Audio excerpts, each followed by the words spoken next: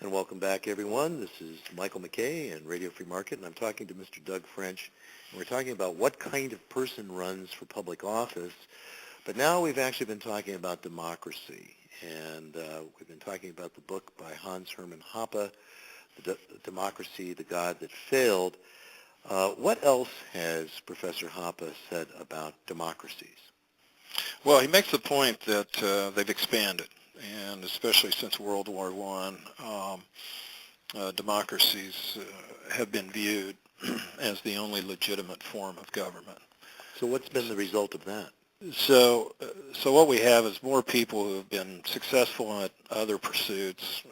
They're now running for public office or becoming politically active. Mm-hmm. And so back in the early days of the United States, and certainly during the Industrial Revolution and really the boom, wealthy tycoons, I make the point, were very secretive, most of them, and certainly didn't want to have anything to do with politics. Probably wanted to stay away from it as much as possible. Seclusion, right? Yeah, they just they were recluses, literally. And but today we see a whole different group of what I would loosely call entrepreneurs, although I think when as I look at this list, I think some of these people are not necessarily entrepreneurial, but they are, very good at climbing the corporate ladder and probably doing so politically, and so it's a natural extension for them to go into politics. But, guys like Ross Perot, Michael Bloomberg, John Corzine, these are guys that made lots of money in their respective businesses, and then they ran for office, in some cases, a couple cases successfully, in one case unsuccessfully. And now we have a couple women, Carly Fiorina and Meg Whitman, in this particular election cycle who are running, and they're wealthy women who have done very well in their previous business careers, and now they are running for office. And so it's a very different world than what it used to be. Warren Buffett, Bill Gates, George Soros, these are all guys who are famously wealthy and also famous for having political opinions and throwing their money around toward various political causes. Politically visible. Very visible, yeah, especially in the case of all three of them. And in fact, in the case of Buffett, he tends to goad other rich people either into paying higher taxes or telling them that they should be funding these various causes that he holds so dear. But it's interesting to me that these are people who have gained wealth. I think it's great if they're philanthropists. And it's interesting that I make the point that, a quarter of all House members and a third of all members of the Senate are millionaires. So what we have as our rulers, if you will, in Washington are a bunch of rich people. Mm-hmm. And they've attained some wealth, and they could arguably do much better with their wealth creating new products and staying out of government, but instead they've thrown themselves into the political fray, and it makes one scratch their head and wonder why. Now you also make an interesting point here, because I know some of our hair-splitting listeners are going to want you to comment on this particular point. Even though a lot of these members of Congress are millionaires, they're not necessarily what you would categorize as the natural elite in that same way, as Hoppe means it.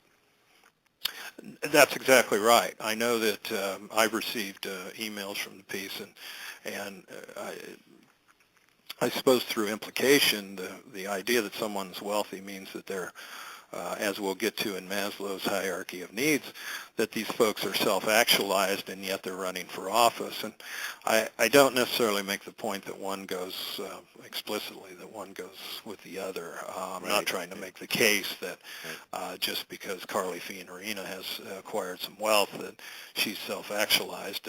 In fact, the fact that she's climbed the corporate ladder and was politically savvy enough to get to the top of her organization and is now running for office probably makes the point that she is anything but self-actualized. But well, let's talk about this thing, because you mentioned Abraham Maslow. What makes the wealthy and otherwise successful want to hold office? Let's talk about that a little bit. Well, the work of Abraham Maslow was a psychologist, and he built what I think he's known for. Most everybody will identify him with. Anybody who's gone to college has taken a course, generally in marketing, where they've heard of his. They're exposed to his hierarchy of needs, mm-hmm. and it's just generally portrayed as a pyramid, and at the bottom of the pyramid. Our basic needs are addressed, breathing, food, water, etc. Once we have those needs taken care of, we have the need for safety, employment, resources, family. After that, that's taken care of. We have the need for love and belonging, sexual intimacy. After that, according to Maslow, we seek out self-esteem, confidence, achievement, respect of others. But then the top, very few people, Maslow would say about 2% of the population become self-actualized, and those people are they're moral, they're creative, they have spontaneity, they solve problems, they have a lack of prejudice, they accept facts, and that's really the work of Maslow that I think a lot of people are familiar with, and what we see very quickly is that what Hoppe describes with a natural elite that would be in charge in a free society, a natural society, are those people who are self-actualized. Mm-hmm. They're moral, they're creative, they're spontaneity, they're willing to work on problems and help people. But what we see in democracy is exactly the opposite. That step below self-actualization. Right. It's the people that need self-esteem. They're lacking in confidence, and they need it. They need achievement. They're constantly striving for the respect of others, and that's what we see in a democracy. Mm-hmm. Yeah, actually, you referred to this. It's very interesting because I know that you've spoken on this, that the lower or the earlier needs that Maslow identifies, the thirst, the basic survival needs, safety needs, belonging, love and so on, they're deficit needs, as they're called. They actually, there's a motivation to fill that need, and once that need is fulfilled, the motivation abates, at least for a while, Right. But now, you get into this self-esteem thing, and there's kind of two types of esteem that people, seek. There's a higher and a lower, if you will. The healthy esteem of freedom, independence, confidence, achievement, but this lower form that you touch on of fame, glory, recognition, attention, even dominance. And, yeah, exactly. Yeah. So, and has it's been proposed that these negative versions of these needs are at the root of many, if not most, of our psychological problems in general, correct?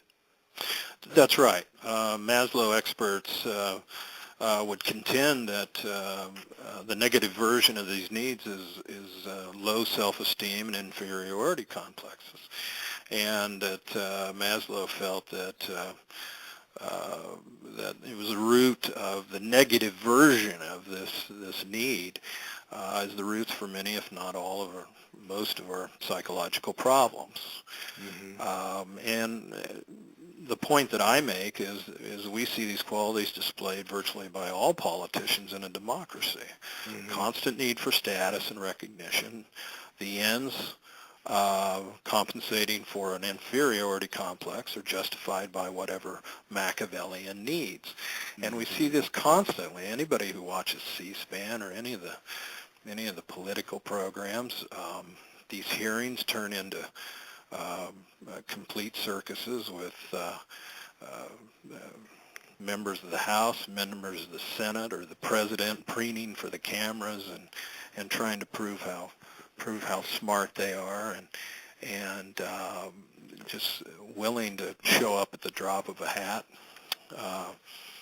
to achieve whatever attention that they can muster.